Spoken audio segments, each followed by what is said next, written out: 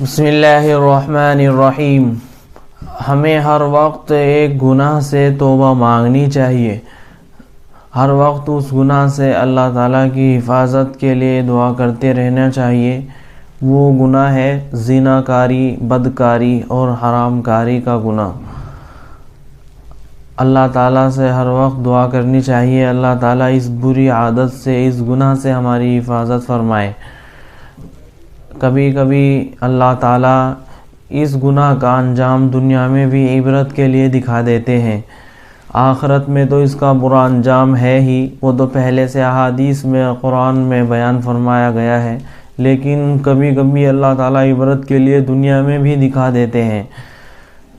دو دوست تھے، دونوں نے آپس میں کچھ معاہدے کیے اور وعدے کیے کہ ہم کبھی شراب نہیں پئیں گے، ہم کبھی غلط کاموں کے پاس نہیں بھٹکیں گے، جوا سٹا وغیرہ نہیں کھیلیں گے، محنت کریں گے، مزدوری کریں گے، محنت کر کے اپنے گھر والوں تک پیسہ پہنچائیں گے۔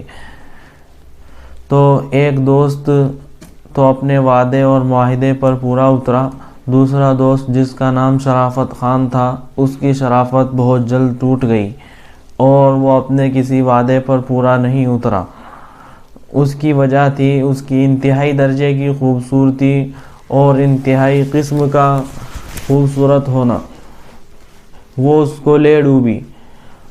اتنا خوبصورت تھا کہ لڑکیاں اور عورتیں اس کے اوپر اس طرح ٹوٹ پڑتی تھیں جس طرح سے مکھیاں گڑ کے اوپر ٹوٹ پڑتی ہیں۔ ایک مرتبہ ایسا ہوا کہ ایک آنٹی ٹائپ، ایک بڑی عمر کی عورت اس کے پیچھے ہاتھ دھو کے پڑ گئی اور اس کو اتنا روپیہ اور پیسہ دینا شروع کیا کہ وہ ان میں سے اپنے گھر بھی پہنچاتا اور خود بھی اپنی عیاشی میں اور ضرورتوں میں خرچ کرتا۔ اس پیسے کے عوض اس عورت کا ایک ہی مطالبہ تھا کہ اس کی جنسی خواہش پوری ہونی چاہیے اور اس کو جنسی سکون ہونا چاہیے، ہر وقت یہی اس کے دماغ میں چلتا رہتا تھا۔ یہ جنسی خواہش اس کی ایک لت کی طرح اور ایک نشے کی طرح ہو چکی تھی، وہ دن دیکھتی تھی نہ رات دیکھتی تھی، بس اس کی یہ جنسی خواہش پوری ہونی چاہیے۔ اب یہ دوست کہتا ہے کہ ہمارے اس دوست کا، شرافت خان کا، یہ حال ہو گیا کہ اس نے ہم سے ملنا بھی چھوڑ دیا، چند لمحے کے لیے ہم سے ملتا، پھر اس عورت کے پاس چلا جاتا اور حرام کاری میں اور زنا کاری میں مبتلا ہوتا۔ شروع میں تو اس کی ایسی حالت ہو گئی کہ بالکل جنسی کمزوری اور جسمانی کمزوری کا شکار ہو گیا، نہ تو کوئی جسم اس کا ڈھنگ سے باقی رہا اور نہ اس کی خواہش کے اندر کوئی لذت رہی، بس بالکل کمزور ہو گیا اور ختم ہوتا چلا گیا۔ تو اس نے شروع میں دولت کی اور عورت کی ہوس کے چکر میں انجیکشن کا راستہ دیکھا، انجیکشن لگواتا اور پھر اس عورت کی خواہش پوری کرتا۔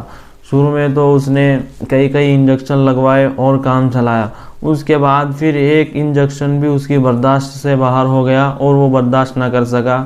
ایک مرتبہ اس کو چیک اپ کے لیے ڈاکٹر کے پاس لے جایا گیا تو ڈاکٹر نے کہا کہ یہ تو چند دن کا مہمان ہے۔ پھر اس کی حالت اتنی بگڑی کہ وہ کمزور ہوتا چلا گیا اور بالآخر اس کا برا انجام ہوا اور اسی انجام کے ساتھ وہ اس دنیا سے رخصت ہو گیا۔ اللہ تعالیٰ اس گناہ سے ہماری حفاظت فرمائے۔ وہ عورت بالکل درست رہی اور چنگی رہی اور کسی اور کی تلاش میں رہی اور اس مرد کا ایسا حال ہو گیا کہ اس کو بالکل چوس کر رکھ دیا اور نچوڑ کر رکھ دیا، اس کو نہ دنیا کا چھوڑا نہ آخرت کا چھوڑا۔ تو ایسی لالچ سے، ایسی بری بلا سے، ایسی گندگی سے اللہ تعالیٰ ہماری ہر وقت حفاظت فرمائے اور ہر وقت اس کی حفاظت کے لیے دعا کرتے رہنا چاہیے۔ حضور اکرم صلی اللہ علیہ وسلم نے زناکار کا بڑا سخت انجام بیان فرمایا ہے کہ ایسے لوگوں کی شرمگاہوں سے قیامت کے دن بدبو آئے گی، بدبو، جس بدبو کی وجہ سے دماغ سڑ جائے گا۔ اللہ تعالیٰ ہماری حفاظت فرمائے۔